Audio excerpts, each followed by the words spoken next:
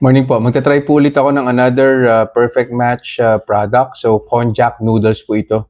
Nakalagay po rin sa label pen or penne po yata yun. Hindi ko alam kung paano i-pronounce eh. So, ang ginawa po ni Mrs. dito, nilagyan po niya ng pesto sauce. Yan. So, yung pesto sauce po, nilagyan po ng tuna, tapos olive oil. Yan. Yan po yung ginamit. Kumuha na po ako ng baseline blood sugar, 124 po currently. Kainin ko po ito, tapos I'll be back after 2 hours and we'll see kung may gagawin po ba siya sa blood sugar ko.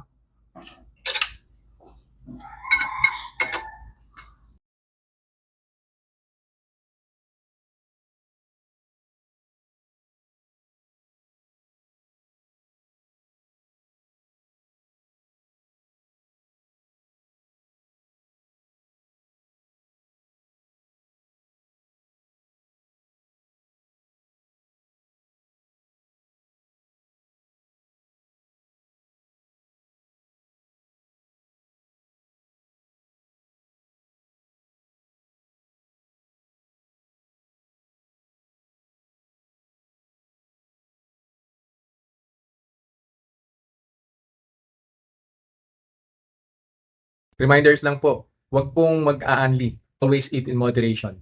Di po ako doktor, so whenever in doubt, konsulta po kayo sa doktor ninyo.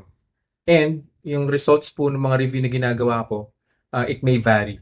So huwag niyo pong i-expect na yung resulta sa akin is magiging kapareho po ng resulta sa inyo. So yun lang po. Have a nice day. Conclusion na po tayo dun sa pesto na kinain ko a couple of hours ago, no? Nag-start po yung blood sugar ko 124.